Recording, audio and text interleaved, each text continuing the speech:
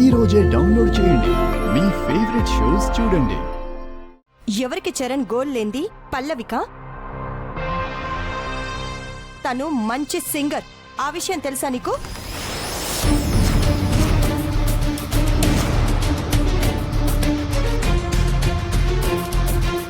నేను మ్యూజిక్ వరల్డ్లో ఎదగాలి అనుకుంటున్నాను, ఆల్బమ్ చేశాను అంటున్నావు.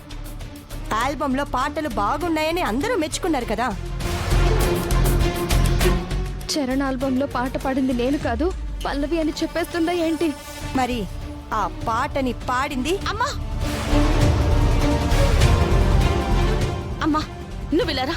అది కాదు. అమ్మ రా అమ్మా.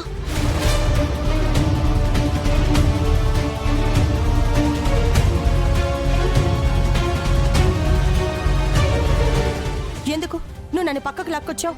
లేకపోతే ఏంటి నువ్వు చేయబోయే పని? చరణ్ ఆల్బంలో ఏ పాటకైతే మంచి పేరొచ్చిందో, ఏ వాయిస్ అయితే బాగుందో అని అందరూ తెలుసుకుంటున్నారో, ఆ వాయిస్ అక్షితాది కాదు నీది అని చెప్పాలి అనుకున్నాను. అదిప్పుడు చెప్పి తీరాలి.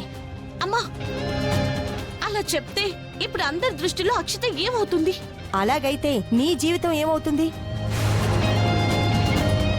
అలా అని అబద్ధం చెప్పనా? నీకు అక్షిత ముఖ్యమా, నీ లైఫ్ ముఖ్యమా? అక్షితనే ముఖ్యమమ్మా. ఎందుకంటే తను నాకు చెల్లెలమ్మా. తన లైఫ్ బాగుండాలని, తను చక్కగా కాపురం చేసుకోవాలని నిన్ను ఎంతలా ఎవరు అవమానించినా నువ్వు తనతో ఇంట్లోనే ఉండమ్మా అని నువ్వే కదమ్మా చెప్పావు. కానీ నువ్వే ఇప్పుడు ఈ నిజాన్ని బయటపెట్టి నా చెల్లెల్ని నలుగురిలో అవమానాలు పాలు చేస్తావా? అందరి ముందు లోకు చేస్తావా? చెప్పమ్మా.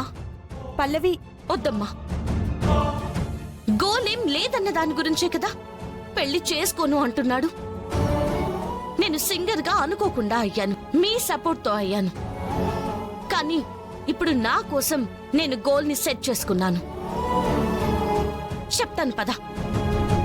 పదమ్మా.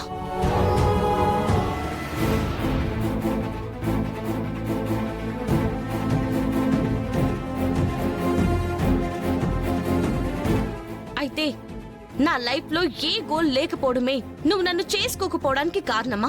అంతేగా? 100%. నాకు గోల్ ఉంటే చేసుకోవడానికి అభ్యంతరం లేదుగా. నీకు గోలా? ఎందులో? నేను వెయిట్ లిఫ్టర్ అవుతాను.